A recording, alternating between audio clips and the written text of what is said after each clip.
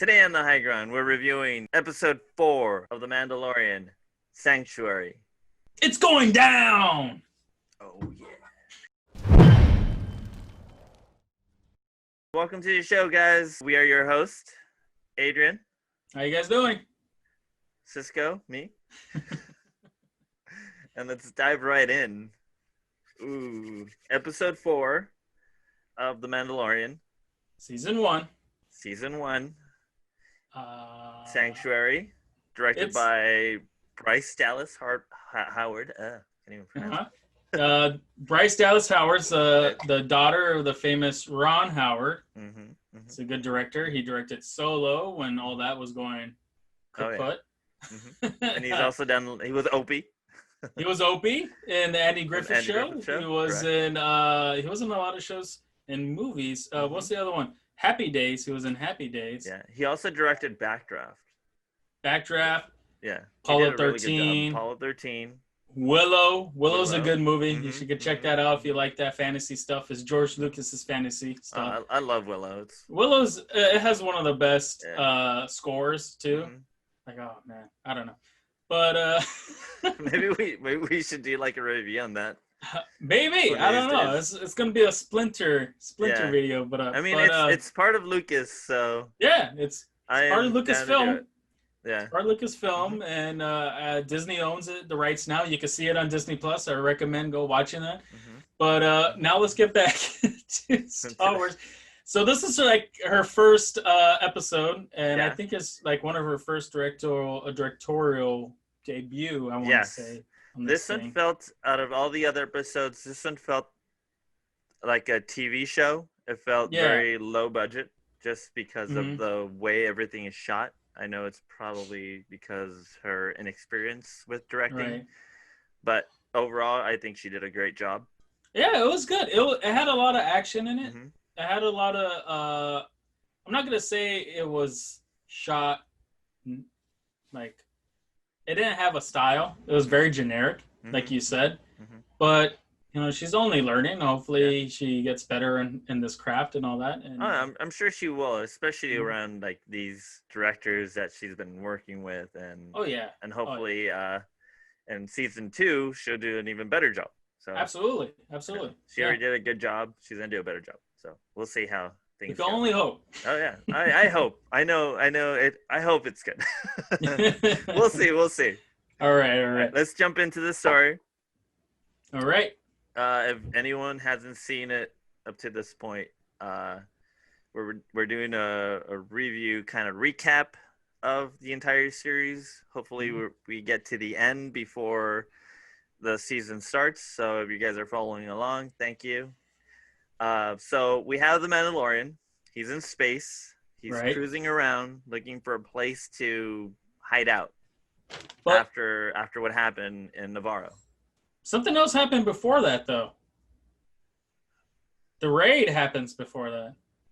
Oh yeah, that's right. Yeah. So we start off. Yeah, I know. I'm already jumping to where the Mandalorian is.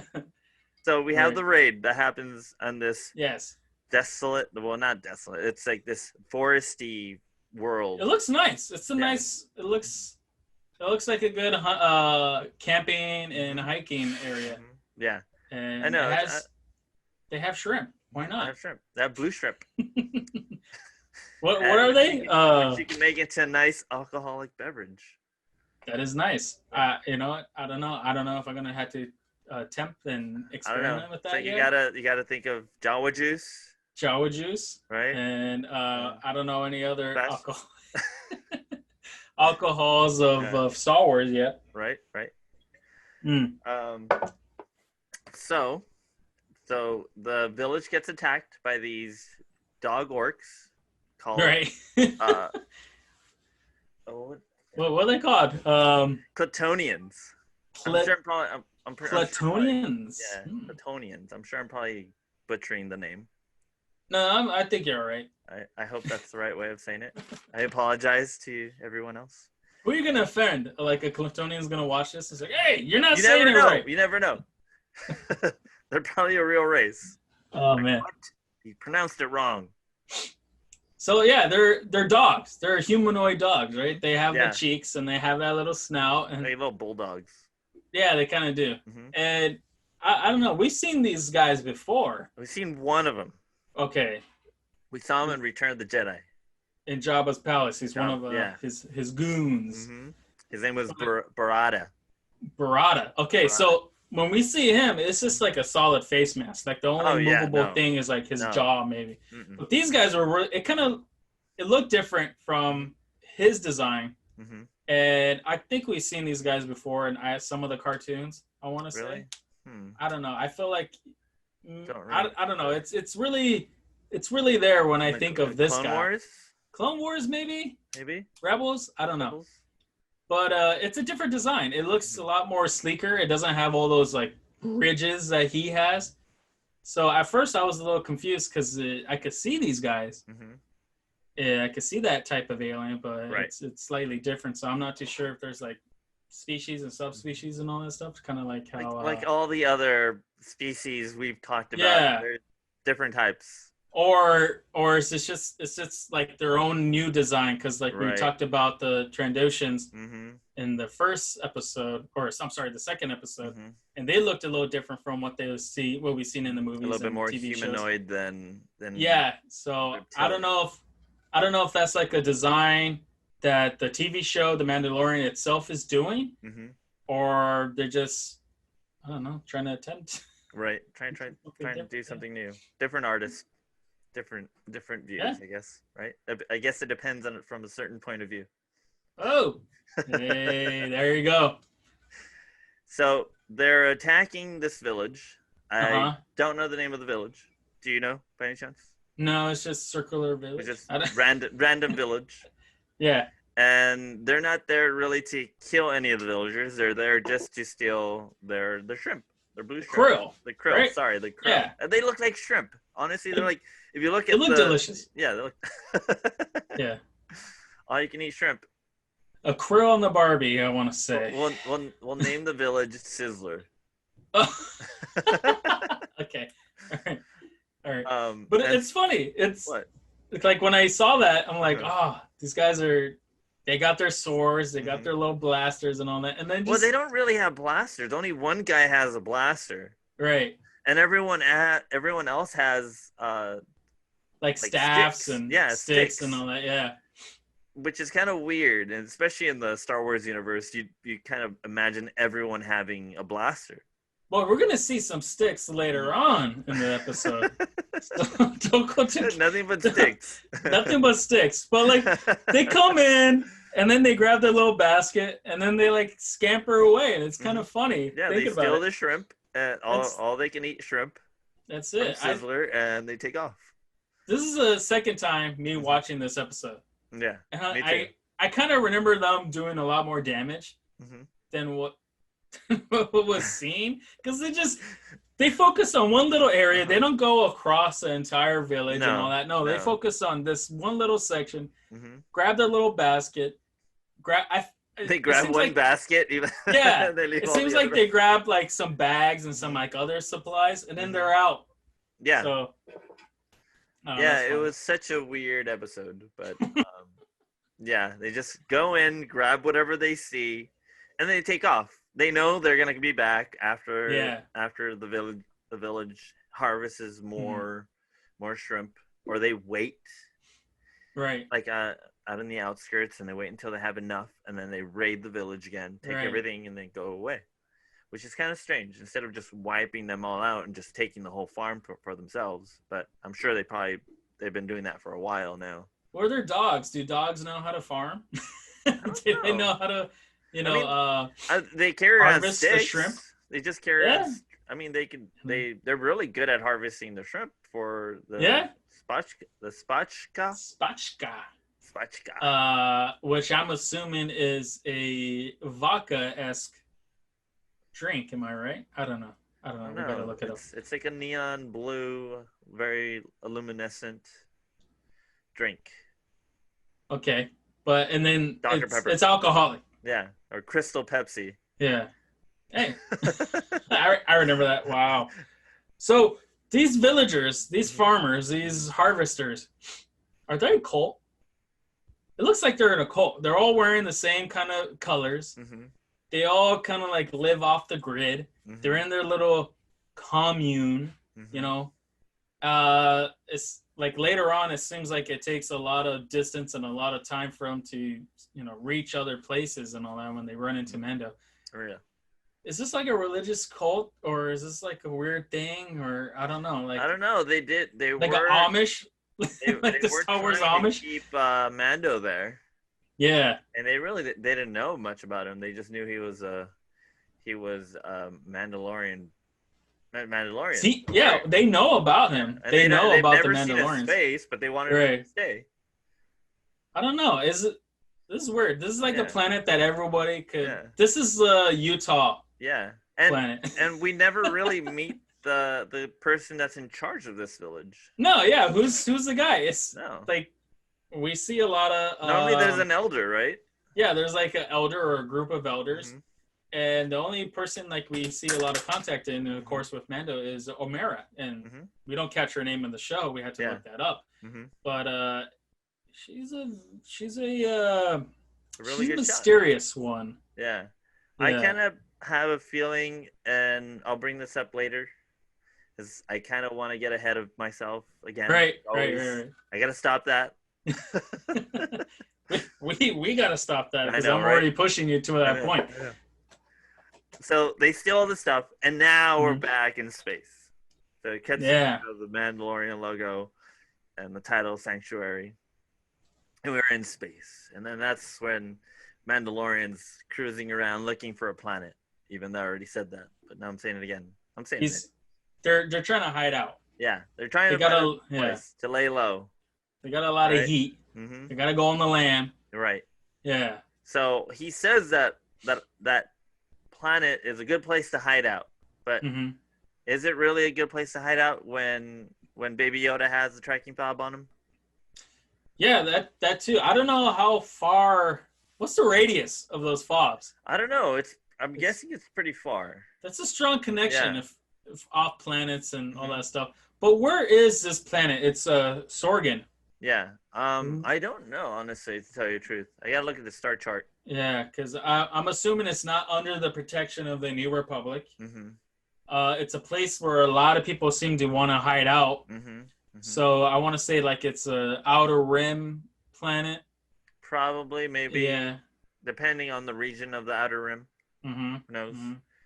It's probably the furthest area, which is probably somewhere a little bit into the, I guess, kind of wrapping around the inner core.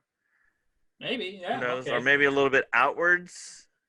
Is it a hut space, you think? I don't know, because they really don't say much. And I know for a fact that a lot of them, the Empire really, I think they stayed away from Hutt's Hutt space, even though Tatooine is considered part of Hutt space. Right. But they weren't occupying Tatooine. They were just there to look around. Yeah. They're more like enforcers. But, they never really entangled with each other because they need each other kind of to make money, I guess. They feed off each other. Yeah, exactly. Yeah. So he's flying around, and of course we have the cute little Baby Yoda pressing buttons, like always, getting all the meme attention.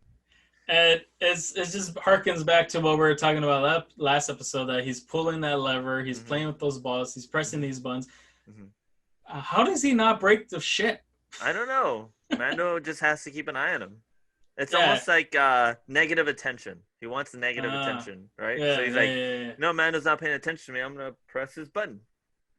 Right. Bam! There goes the luggage. Yeah. There goes the guns. There goes there goes the fuel. Yeah, exactly. Self-destruct button. And then Mando, he presses a button, and then Mando fixes it by pressing a button over here. So I'm like, why have that button there if you could just fix the problem in which that button causes? I don't know. Maybe if he's on the other side, closer. Who knows? We're opening a lot of potholes here. I'm sure you could probably, there's 5 buttons for one thing, but they're in different spots. Yeah. Like the salesman's all like, yeah, you got a lot of buttons, there's this and that, you know. What does this button do? It does the same thing as that button over there. and that one, but just everyone loves buttons, and they're good for kids. Yeah, so we put more buttons. What does that button do? Nothing. It does absolutely nothing. It just blinks. Blinking buttons. Reminds me of Airplane 2 with William Shatner. Where he's like, blinking buttons. Always blinking buttons. Blinking buttons. And he's just going crazy. Have you not seen that? I have not seen Airplane 2. I've seen Airplane, but I have not seen Airplane 2. Watch Airplane 2. It's awesome. Okay. All right. So I could get that reference. Yeah. So watch it. Watch Airplane 2. Anyways, so he finds the planet, which is Sorgan. And he's like, all right, fine, we're going to go there. You know, takes the ship, flies it over the village, right? Even though, like, the village... Why would he fly over the village very low, right? When he's and then coming park super far away. Yeah, and park super far away. A day's ride. It's weird. I don't know what Mando does. The decisions that this guy makes. Yeah. So he parks kind of far away from the village and far away from the main town, I guess, the little main town. And he tells Baby Yoda to stay, but Baby Yoda doesn't want to. He wants to go with him. So they go on their little merry way into, I guess, the little town. Right. Wooden town. Right there we get to see that there's all these aliens that are there. Maybe some of them are hiding out, I guess, you know. They're getting drunk. They're getting drunk on the It's like a little cantina or something like that. Yeah, the saloon. We have a little Easter egg in there. Yeah. See a loaf cat?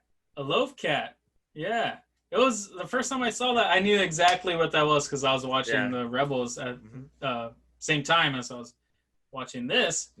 And no one around me got what that was. And I'm trying to explain it and all that. And then I'm just like, nerd. Like, because I'm like, oh, that's for sure he put that in as like an Easter egg and then like as a fun poke to Filoni. But it was cool seeing live action. Oh yeah. Yeah. I like the way it looked compared to from cartoon to live action. It looked really good. So it almost eats Baby Yoda. But... It almost does. I'm like, I kind of wanted to see him and the loaf cat fight. Yeah. That would have been funny. The next season, I don't know. All right. That's the next Baby Yoda episodes. Loaf cat. There you go. Baby Yoda. And so he finds a place to sit down and he wants the bone broth for the kid, but he's not going to eat because he doesn't want to take his helmet off. No. Right? That's a no. Yeah. So Mandalorian sees Cara Dune out in front of him, sitting by herself, and he asks the waitress, which the waitress seemed very, like her acting was very blah, very generic, super generic out of all the other characters that they've had. So he asks about her, and she's like, "Oh, I don't know anything about him." Gives her some credits, and then she's, "Oh, well, she just came in a couple of days ago." So just blowing the cover. Yeah, I know. Just for some credits. But like you can see Cara Dune from like far away looking at Mando, going like, "Oh man, like this guy, what is he up to?" So she disappears. Right. Mando all of a sudden like follows her. Right. And that's when he turns on his Mando vision. Mando vision. There we go. I like that because like we don't really see too much. We see a little bit of what Jango Fett sees in Attack of the Clones, but doesn't he have like a sniper rifle or something like that? Yeah. Or and then I don't think any of the cartoons we see what they see their visors. Do we? I want to say Rebels, maybe. Maybe. I don't know, but I don't remember. But Mando vision, he could see tracks and all that stuff, so that's pretty cool. I want to say. But does Mando know Cara? Do they know each other?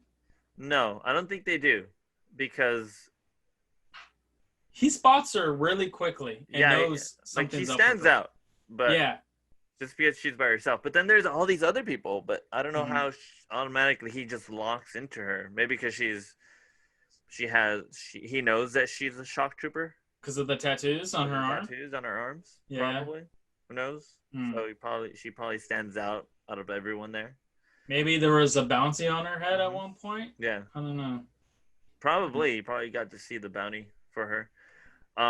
So he's like following her, and he's like looking down, right, looking at the tracks, and he notices the tracks end, but he looks still to the ground. He doesn't bother to look around to see if she's around or anything, which was kind of strange and kind of like dumb for Mando. And so she like swings from the side, and they get into a fight. Pretty nasty fight. She's like punching Mando in the helmet, and I'm like, yeah. Well, what's the actress's name? Maybe we should have looked this. But she's a fighter. She's a real fighter. Yeah. So I feel like they wanted to really show that she's capable, and of course, her being a ex shock trooper and all that, she's gonna know how to fight. Was a drop soldier. Drop soldier. Okay. So those are kind of like same thing, shock trooper, I guess. Yeah. So people like you can probably just drop off like on a U-wing or something like that, and then she's gonna do her dirty business. Yeah. I kind of like seeing Mando get kicked around by somebody else because she like messes him up. Yeah. A couple times. Like there's this part where she like knocks him down, and he falls face first onto the ground, and you see us just kind of move forward. I'm like, oh crap! Jesus Christ! Yeah, he gets his ass kicked. I liked it. I liked that part. And of course, they draw they draw their guns at each other, and then they stop, and we hear slurping. It's little baby Yoda. He brought out his little bone broth. He brought his bone broth, and he's just like enjoying the fight. He's like. He has that pose, and which behind you, right there, the one you drew. Yeah, that's him right there. Nice. Oh man. So he's there, and then they look at Baby Yoda, and then they're like, "Oh, you want to go in for a drink?" Oh, spatchka. You want some spatchka? Spatchka. Oh man, spatchka. And we totally forgot that he actually told the waitress to watch over Baby Yoda. He even gave her some credits. So far, she's a terrible saloon owner. Yeah, saloon owners are supposed to keep everyone's secret. She didn't. Nope. You're supposed to watch their patrons. She didn't. He hired her to watch the kid and get some bone broth. And how much you want to bet that's not even bone broth? What if that's spatchka? She's in cahoots, this lady. This lady she's untrustworthy. Who knows? She has all these bad guys, these like, she's sheltering, I don't know, bounty fugitives, all that stuff. She's trouble. She's probably in cahoots with those guys because she has spatchka, and then they're brewing spatchka. Right. That's which we'll talk about it. Yeah. Later. Okay. All right. And seeing this chick out now. Yeah. Seeing her true colors. Yeah. not really good.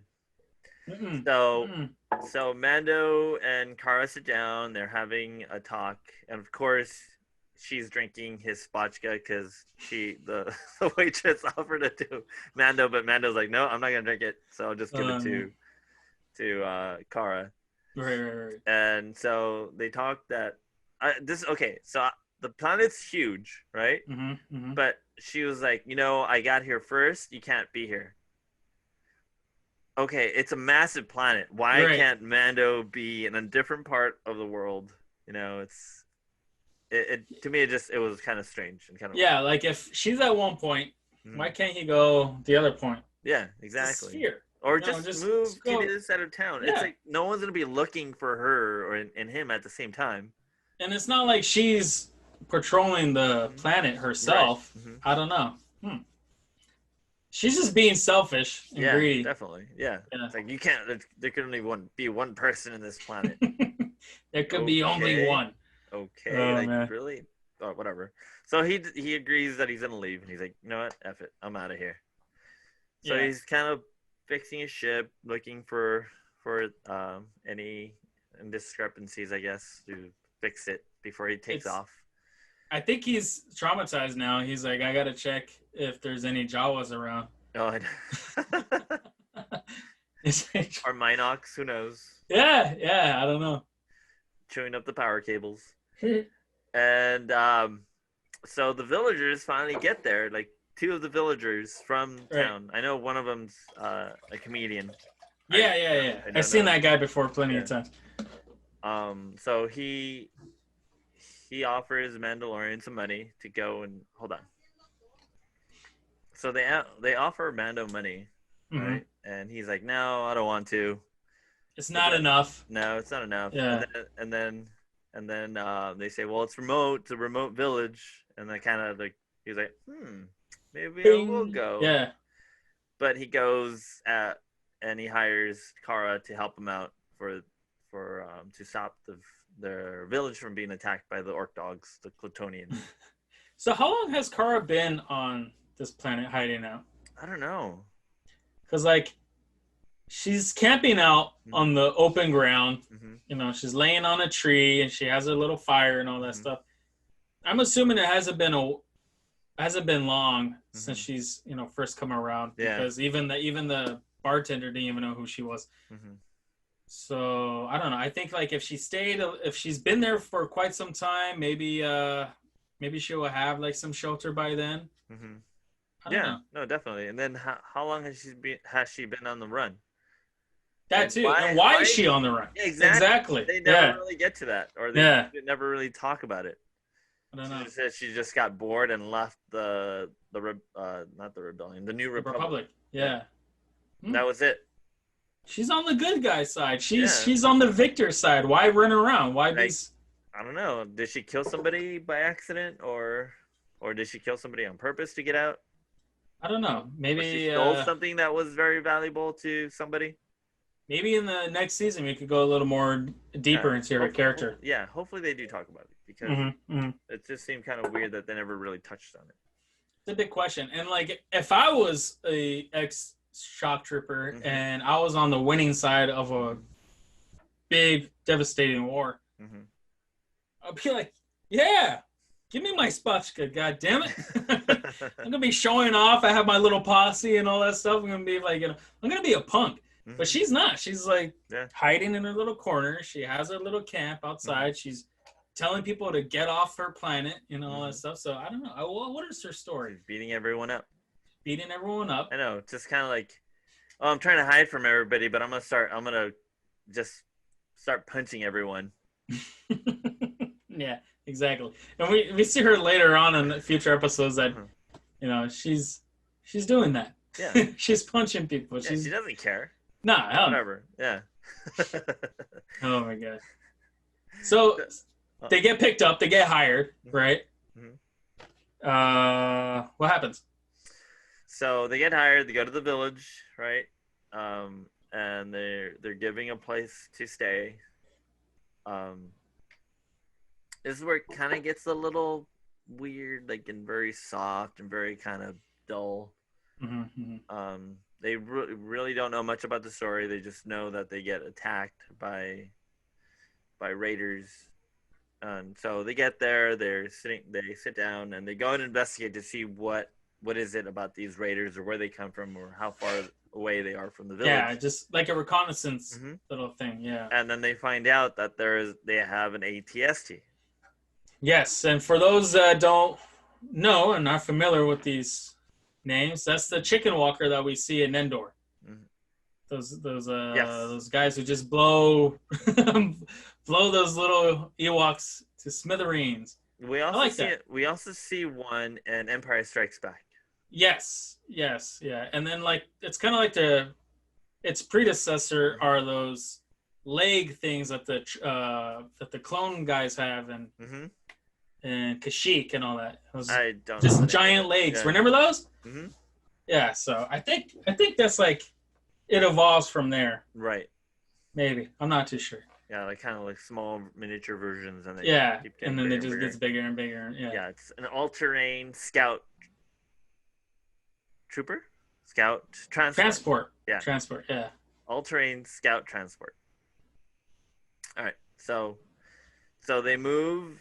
They find out that they have an ATST, and so they're like, "Oh man, we got to get out of here because no way we're gonna be able to like defeat this damn thing." Right. And so they go back, and Kara's like, "You know what? Oh no." Mando's like, "You guys need to abandon the village. Like, there's no Yeah, just way we're gonna be able to defeat this thing. It's hopeless. Everybody go home." And Kara's like, "What? Like, is that it? That's how you're gonna handle this?" And he's like, "Well, it's like we can't really help them. They have an ATST." And the villagers like, "No, we're not leaving. We're gonna stay here." And then like that love interest, I want to say, Omera. Yeah, she's really adamant about staying and fighting too. Oh yeah. She's got a kindled spirit somewhat. Right. And how do you think those guys got the ATST?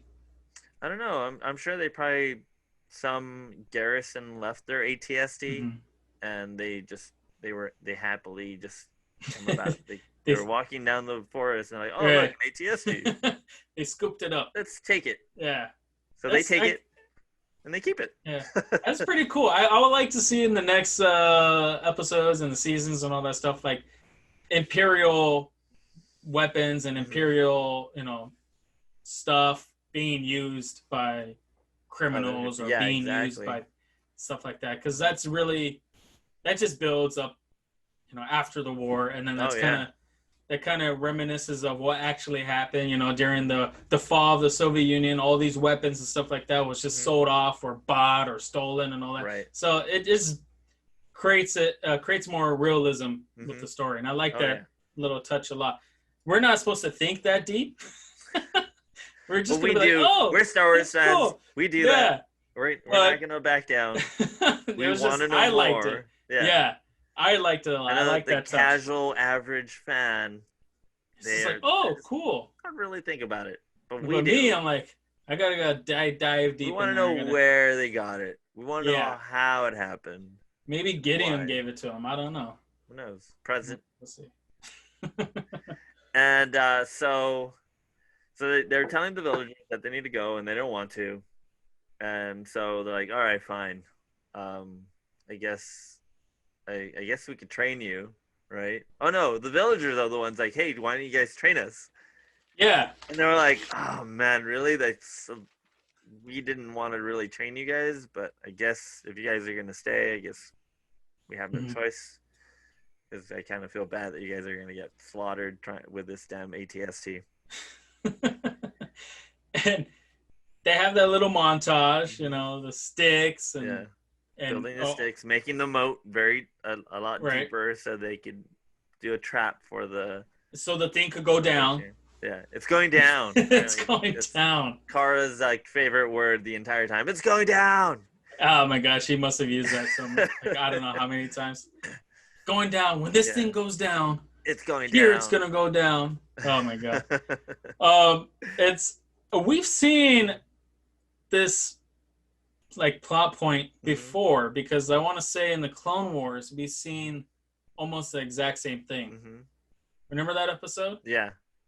Of those what are turtle-looking people? Right. They look like little turtles. And Anakin, Ahsoka, and then Obi-Wan trains them. And they have their sticks, too. I like how all these, the number one weapon for, backwater villages is sticks. Pointed sticks. Right. And all it's that. very Japanese, classic Japanese story. Right. Very samurai, where you have, the samurai that go and help the village. They train them. Well, isn't that Seven Samurai, right? Exactly. One of my favorite movies. And then The Magnificent Seven. So, okay, so just... Also, The Three Amigos. Oh, yeah. I totally forgot about that. Yeah, I like that movie, too. Okay, so it's a rhyming thing. George Lucas's rhyming thing. Yeah. Okay. All right, I can see that now. So they set up the trap, and now they're gonna spring it. So they're gonna go find the where the Clitonians are at, their little encampment, the little base camp. Before that, I wanted to touch base on Omera. on her shooting skills. Right. Right. That she knows how to handle a blaster. She knows how to handle a blaster, which is kind of suspicious to me. Yes. Yes. I kind of feel that she has some sort of Imperial training. So why do you say Imperial? Just because she's really good at shooting. You know, compared to all the other villagers, she's the one with the most skills. So yeah, I kind of feel like she's an Imperial. I don't know. I disagree. I feel like she might have been an Imperial. She might have been a rebel fighter, or she was maybe of a militia, or what happened to her husband, the father of the child that she has? No. They don't talk about it. Maybe he was something. Maybe he was a trooper of somebody, and he taught her how to fight, or maybe they were soldiers and they got together, and after the war or during the war they escaped. Right. Maybe it's like a Romeo and Juliet thing, like he was an Imperial, she was a rebel, and all that stuff. I don't know. It couldn't be separated. Exactly. He dies. Yeah, he dies. I'm assuming he dies, and then she has a child, and then she goes and joins this shrimp cult. But I don't know. I don't know if we're gonna see her ever again. Or maybe she's the one that starts the shrimp cult. Maybe she's shrimp mother. I don't know. Yeah. Maybe she's in cahoots with.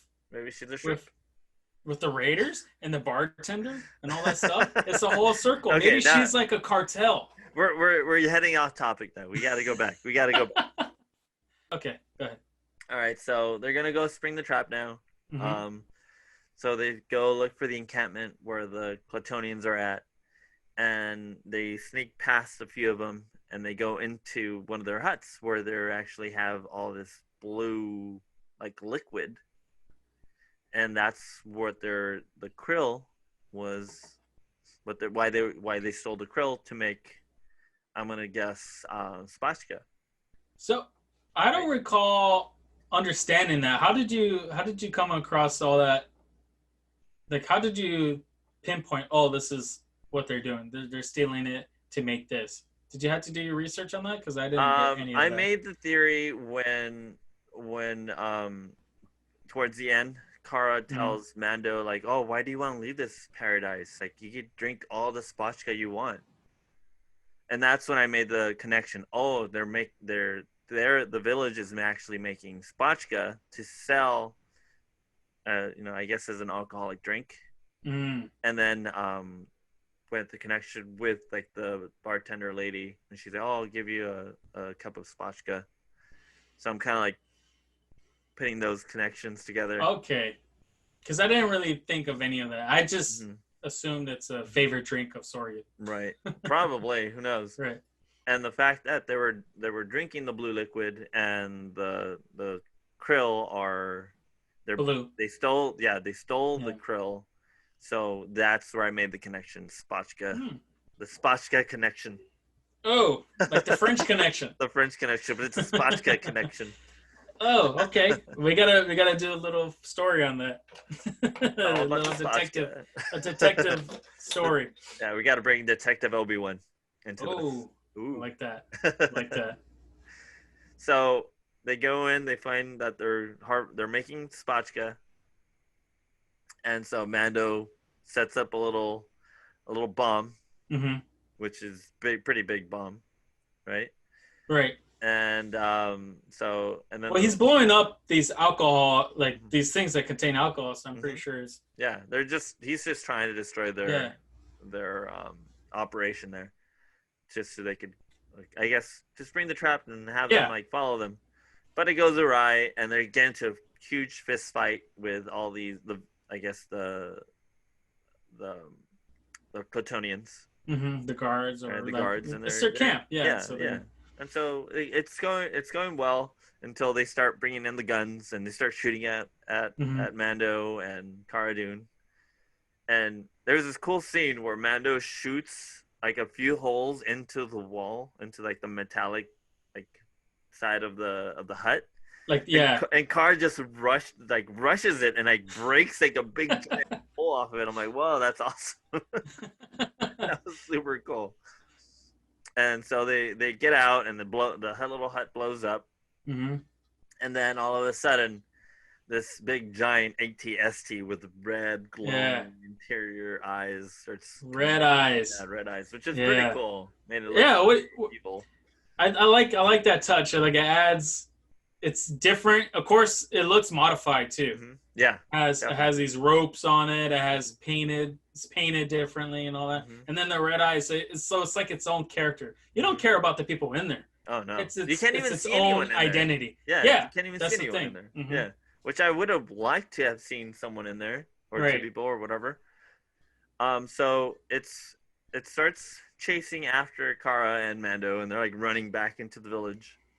They get to the village, and here comes the big giant walker with a bunch of Clitonians like on foot running to attack the village, and the villagers are already prepared. They're ready to attack these guys, and they get into like a huge fight.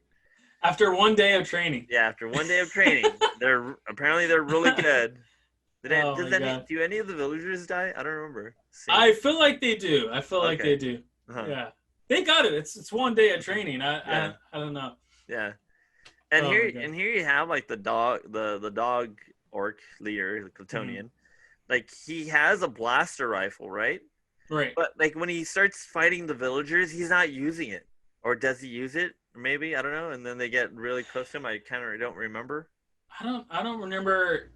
I know there was some shooting between back and forth, but I don't remember seeing any of the villagers really dying. You see those guys die, the dog dudes. You see them like falling and dying and like getting their ass kicked and all that shit. And Carl's going ape crap. So is Mando. And all like shooting. Yeah. All the dogs. But you don't really see too much on the village side because they got their little fortifications. They have some barricades and all that stuff. Like they're ready for it. Right. And it's going down. That's what Kara's like. When it shows up, it's going down. It's going down. Oh my god! But it doesn't go down. No, it doesn't go down. Right. And so the walker gets really close to the trap, but it doesn't go into the water. It just stays out of the trap. And Kara's like, "Oh man, what are we supposed to do with this?" And Mando is like, hands her his blaster rifle. He's like, "Here, you do it. You take care of it. You keep saying that it's going down." He kind of gives it to her, like, take it. I mean, I'm guessing he could have taken the shot too, but I don't know. Yeah.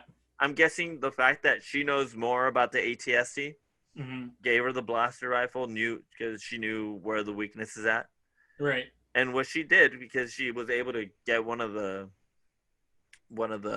pilots inside. You see her the eyes. Yeah. Took out one of the eyes. And so the walker gets really close, and it actually falls. So that thing's going down. Finally. And so they're not. It's falling over, and that's when you see Mando running to the ATST, throws his bomb in there, and then he jumps out and blows it up. There we go. And that's the end of the ATST. And then they run off. The dogs run with their little tails between their legs. Yeah. After they start running away after they kill the leader. The two villagers that went to go look for Mando stabbed the dog with their sticks, even though he had a blaster. They stabbed him and killed him, right? And everyone runs away, and that's the end of that. That's the end of the Clitonians. Did they take his trench coat? Who, the Clitonians? Yeah. I don't know. He had like a trench coat on or something like that, right? Yeah. So like maybe they wear it now and like I don't know. Who knows? They probably just burned him. Burned the dead the dead Clitonians, and they're like, yeah, all right. They're gone. Whatever. Oh god. So weeks, I guess, passed by. Right? That's what she says. Or no, that's what he says. It's like it's been weeks. So, wow, all right. So who knows what's going on? Yeah. So it seems like he's having some sort of a love interest with Omera. Yeah. Right? It doesn't really go nowhere. No, it doesn't go anywhere. She's trying to help, like, trying to take the mask off. He's like, no, this isn't the way. Kind of, it's like, I have to keep it on. Do does do these Mandalorians, do they have like a vow of celibacy or something like that? I don't know, man. I don't. Like, I is don't it? think so. I don't think so because like when we get to later episodes, like Mm-hmm. when he has his ex girlfriend, which was like Oh a yeah, yeah. yeah. Like I'm Okay, yeah, I'm sure he has it on the entire time, and he's like right. completely like just naked without his. He has his helmet on. Oh my This is the way. That's, you're not supposed to look at this helmet, hun. I know. Oh my god. Okay, so I gotta ask the question. Okay, all right. So we have the live action Mando rules of the helmet. You're not supposed to take off your helmet. No Mm-hmm. one sees you without the helmet. You Mm-hmm. don't. You get your helmet taken off by an enemy or all that stuff. It's like a disgrace. Right. Okay, but in the cartoons, Clone Wars, Rebels, all that, they all have their helmets off. Oh yeah, definitely. They they have no problem with that, and Yeah. those are like legit Mandalorians. But he's a legit Mandalorian too. Right. Yeah. So this is different because Filoni has the cartoons, and then Favreau comes around, Mm-hmm. and we don't see the. Oh, actually, we do. We see Jango Fett take off his helmet, Mm-hmm. but those Yeah. aren't really Mandalorians. But apparently Django wasn't really a Mandalorian. Yeah. So So who knows? why is that? Why are they so strict on the helmet thing? And that's caused troubles with the new season, in which Pedro Pascal wanted more scenes with the helmet off. They didn't, and he kind of stormed off the set. According to the rumors. According to the rumors. Yeah. So why are they so adamant about this helmet rule in this show? What do you think's that? I really don't know, and I'm hoping they explain it in season 2. Mm-hmm. You know, but I know they probably won't because of the whole issue that they had with Pedro. Right. You know, he is coming back for season 3, but only as a voice for Mando. Yeah. Wow. So I don't know what's happening. Apparently, those are the rumors. You know. Well, I guess we're just gonna have to wait and see. You know, I really don't look into these rumors until it actually it actually becomes true. You know, because it's kind of upsetting because if you want everything to blend in, if you want everything to be consistent, then have his helmet taken off. I get it. He's Pedro Pascal. He's he's a movie star. He's a TV star and all that stuff. People want to see his face. He wants to show his face because he's an actor, and they're all they're all. I don't know why they don't want to show his face, and I wouldn't mind if he was to take his helmet off. Right. You know, and they're saying like, well, you know, it's fine, but the fact that he doesn't. They're not letting him. It just seems kind of weird. I feel like all this is just hype. Okay. And he will be able to take it off, and I think everything that they're saying right now is all just. Well, he takes it off to eat, and he's not being. He's being very casual about it. Yeah, he does it right by the window too. Right by the window where all these kids are playing, and I'm pretty sure Omara's like outside still and all that stuff, and.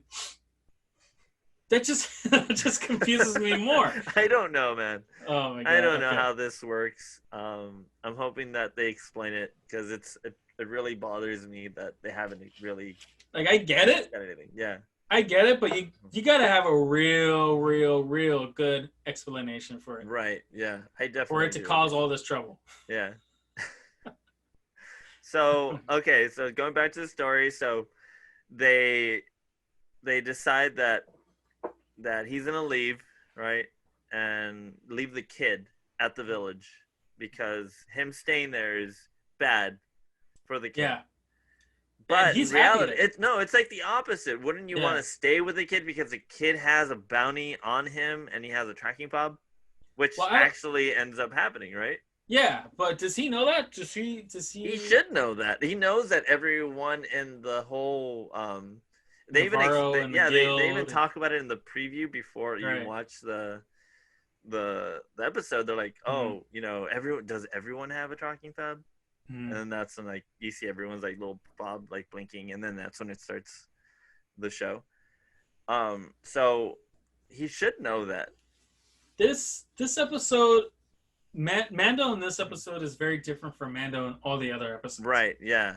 This is a weird episode. Like, this is the break between the arcs. So we got the 3-episode arc, and then this is the break, and then we're gonna go back to the other arcs and all that stuff. He's out of character. He takes off his helmet. He wants to abandon the kid, even though the armorer basically told him to, keep watch with this guy and all that stuff. Not yet. Okay, not yet. I just noticed that right now. No. He goes and rescues the kid from the client, and now he just wants to get rid of it. He wants to go back and do his own thing, but you want all that trouble. Like a way to delete or erase how the fobs work on that kid. Yeah, or whatever. I don't know. There's some sort of tracker inside of them.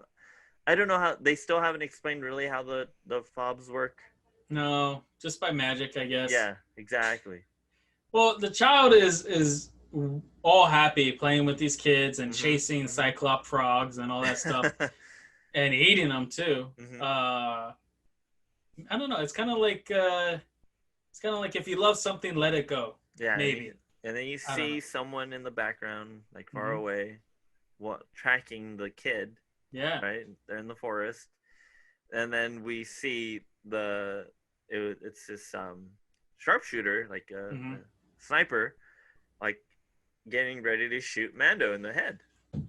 Is he pointing at Mando or is he pointing at the child? He points at Mando's head because Mando's about to take his helmet off, and then he decides no, and then he moves towards the child, and he's about to blast the child. Like, how does he know that's his target? Right? I don't know. You think Grief? Yeah, I don't know. Kind of told him, "Oh, get the child or Mando." Maybe it's like a twofer.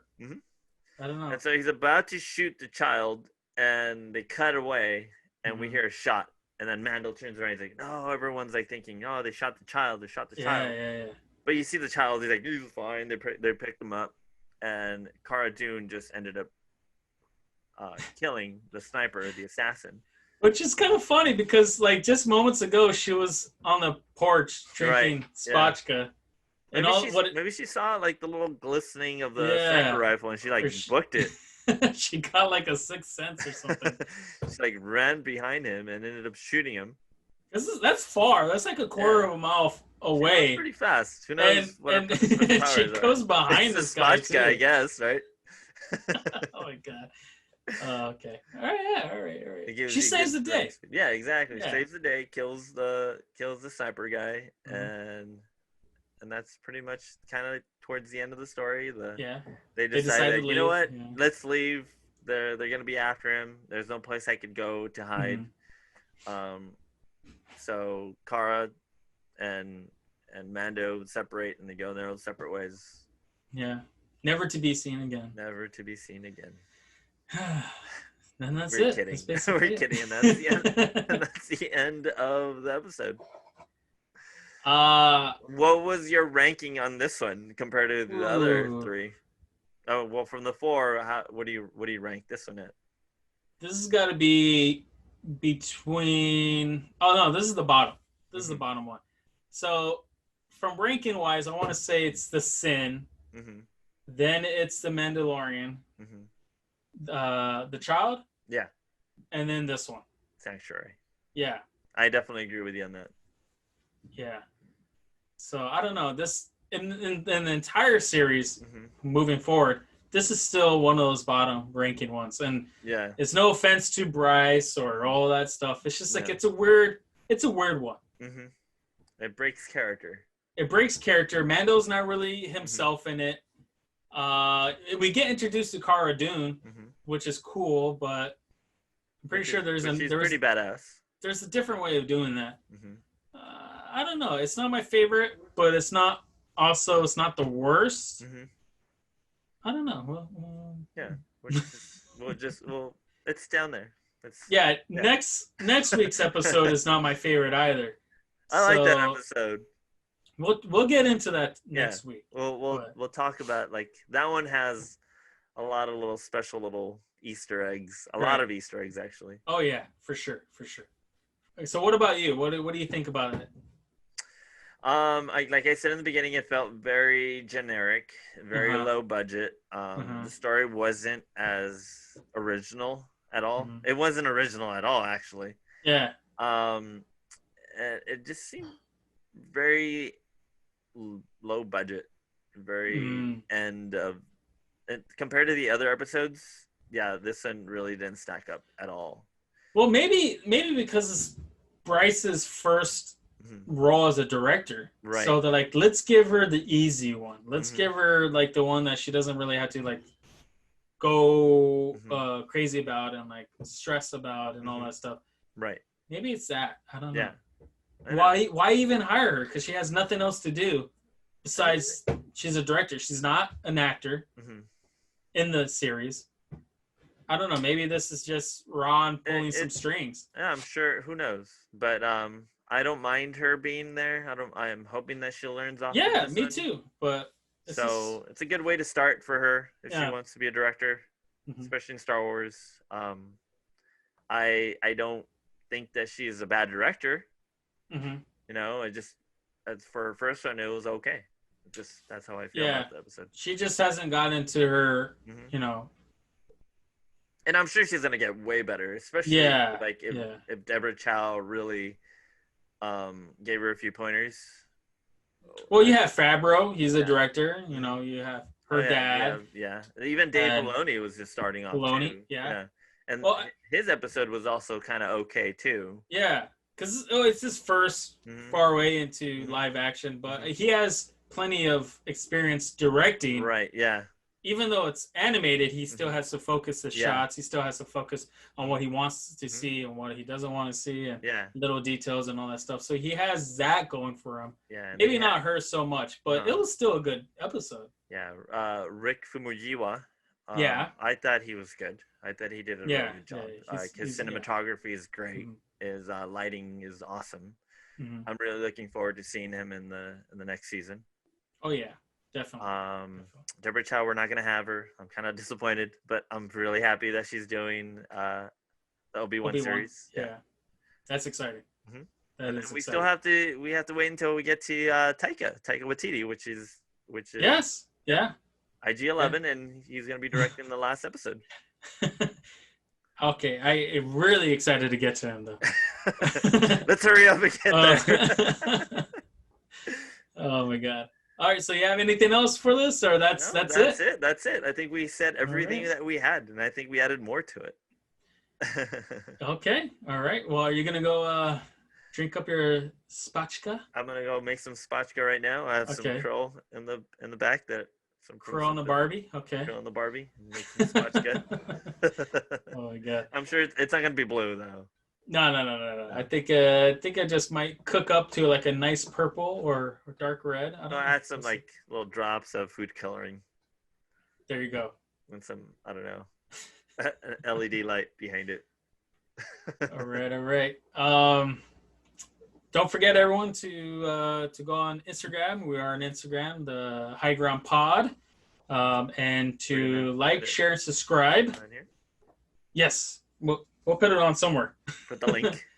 And that's it for me. Yeah, and we're gonna put right somewhere around here the episodes if you want to check out a later episode, or if you want to watch some of the other stuff. It's gonna be on the side. So go ahead and watch those. And we will eventually come back to the movies. We're just focusing until Mandalorian comes around, and then we're gonna focus on that. On the Mandalorian. And then we're going to go back to the movies. And then hopefully we'll do some like other mini episode stuff. Yeah, definitely. Relating to news and all this other stuff. Yeah. All right. Here we go. Thank you, everyone. You guys have a good night. And may the Force be with you. Have a good night, guys. Thank you. Peace.